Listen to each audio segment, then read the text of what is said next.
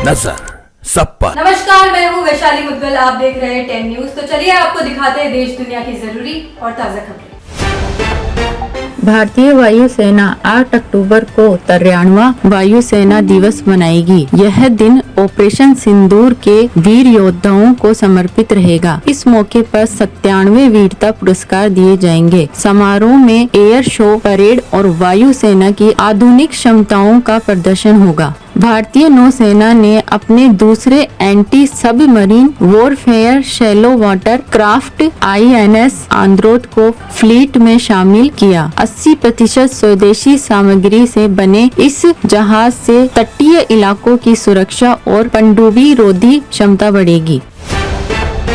पाकिस्तान के सेना प्रमुख आसिम मुनीर ने अमेरिका को दुर्लभ मृदा और खनिजों की पहली खेप भेजी, जिसके बाद देश भर में विरोध शुरू हो गया। रिपोर्ट के अनुसार खेप में एंटीमनी, कॉपर, कांस्टेंट, नियोडीमियम और प्रेजोडाइमियम शामिल है। विपक्षी PTI ने इसे अमेरिका से हुआ गुप्त समझौता बताया और सरकार पर संशोधन की नीलामी का आरोप लगाया।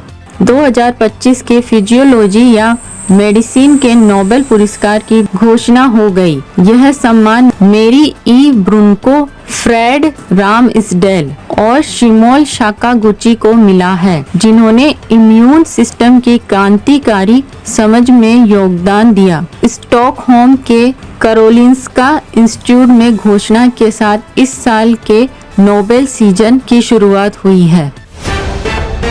अमेरिका के पिट्सबर्ग में भारतीय मूल के मोटल मैनेजर राकेश एहागवान की सिर में गोली मारकर हत्या कर दी गई। आरोपी से पूछा गया, क्या तुम ठीक हो दोस्त? और उसने तुरंत गोली चला दी। पुलिस ने हमलावर को पीछा करते समय घायल अवस्था में गिरफ्तार किया है। जांच जारी है। सीरिया में 14 साल बाद हुई संसदीय चुनावों में अहमद अल शरा की जीत तय मानी जा रही है। अमेरिका ने कभी उन्हें ग्लोबल आतंकी घोषित किया था, लेकिन अब वही राष्ट्रपति बनने जा रहे हैं। यह देश में सत्ता परिवर्तन का ऐतिहासिक पल माना जा रहा है।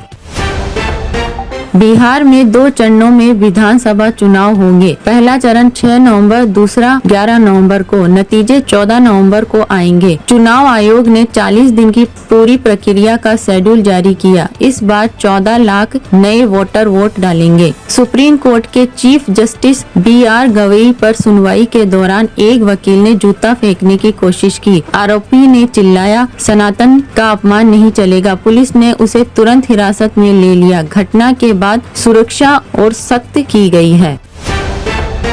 सुप्रीम कोर्ट ने लद्दाख के एक्टिविस्ट सोनम वांगचुक की हिरासत को चुनौती देने वाली उनकी पत्नी की याचिका पर केंद्र और लद्दाख प्रशासन से जवाब मांगा है। कोर्ट ने 14 अक्टूबर तक जवाब दाखिल करने का आदेश दिया। सुनवाई उस दिन फिर होगी।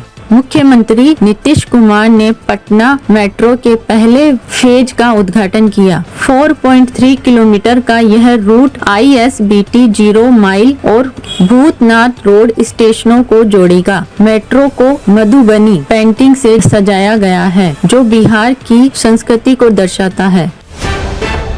जयपुर के SMS हॉस्पिटल में आग लगने से 8 मरीजों की मौत हो गई। घटना देर रात ट्रॉमा सेंटर के ICU में शॉर्ट सर्किट से हुई बताई जा रही है। हादसे की जांच के लिए 6 सदस्यीय कमेटी गठित की गई है।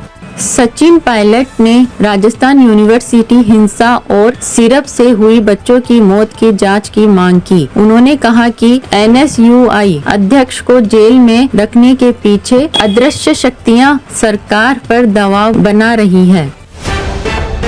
जलपाईगुड़ी में बाढ़ राहत सामग्री बांटने पहुंचे भाजपा सांसद खगेन मुर्मू पर भीड़ ने हमला किया। उनके सिर में गंभीर चोट आई। हमले से पहले सैकड़ों लोगों ने वापस जाओ के नारे लगाए। पुलिस ने हालात पर काबू पाया। ओडिशा के कटक में दुर्गा विसर्जन के दौरान 2 गुटों में हिंसक 25 लोग घायल। कई दुकानों और वाहन जला दिए गए। प्रशासन के कर्फ्यू लगाकर इंटरनेट सेवाएं बंद कर दी।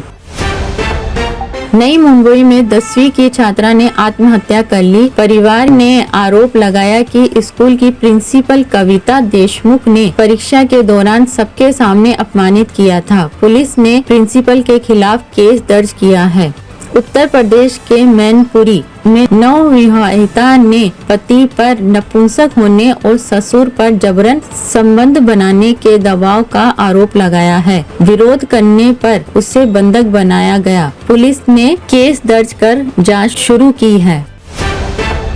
उत्तराखंड के रुद्रप्रयाग में केदारनाथ हाईवे पर पहाड़ी से गिरे पत्थर की चपेट में आई कार खाई में जा गिरी। हादसे में एक की मौत और 5 लोग घायल हुए। मृतक यूपी के बाराबंकी का निवासी बताया गया है।